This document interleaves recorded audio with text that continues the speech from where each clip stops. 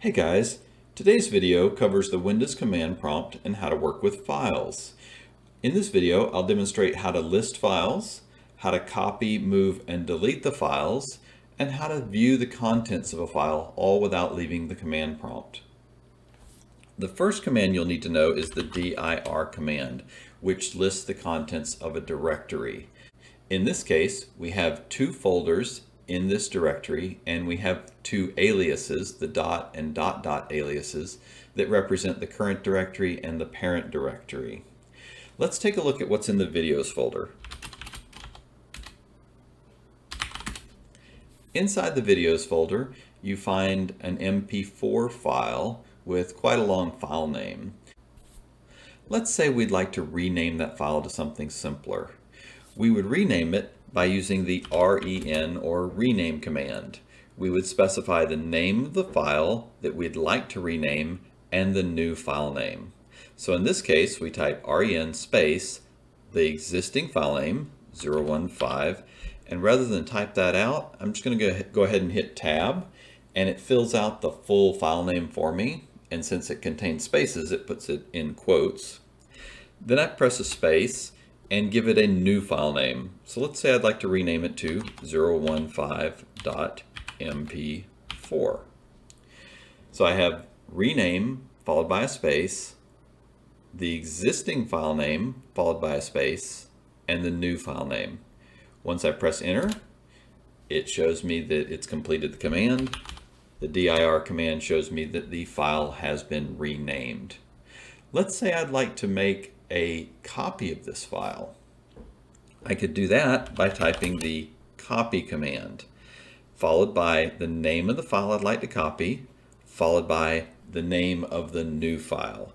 So I'd like to copy 15.mp4 to, let's say, navigating.mp4. So I'm selecting copy space the existing file name space the new file I'd like to copy it to. And it tells me that the file has been copied. Lastly, I may want to move this file to a new location. Say I'd like to move it out of the videos folder and into the IT 1130 folder. I can do that using the move command.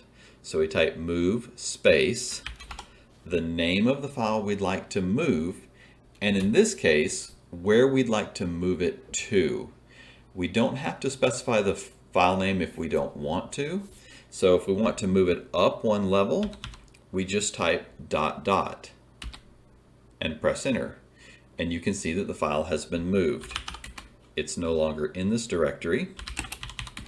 If I move up one level, I can see it's been moved into this folder. Now, if I'd like to delete the original file, I can change back into that folder, locate the file I'd like to delete, and type del to delete the file, followed by the file name. So to recap, we've used the copy command, the move command, and the delete commands to copy, move, and delete files. So now let's take a look at how we can actually view the contents of a file without leaving the command prompt. Here I have a myfile.txt file in my documents folder.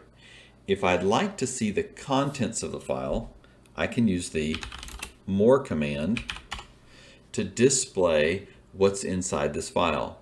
Now I should point out this only works with text files because displaying the contents of an image or video would not make much sense in a command prompt. So we type more space the file name, press enter, and it shows us that the contents of the myfile.txt file is the sentence, "This is a text file." We can also create a new file using an echo command.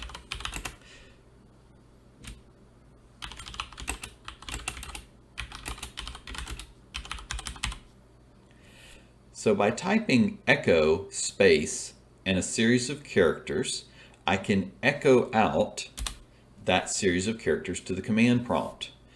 But if I wanted to put those series of characters into a text file, I could repeat the same command and use the greater than sign, which redirects that echoed series of characters to a new location. And in this case, I could type new.text, and the echo command's output would be redirected into this file. Now, if I type more new.text, you'll see that the new text file contains the series of characters that I echoed out.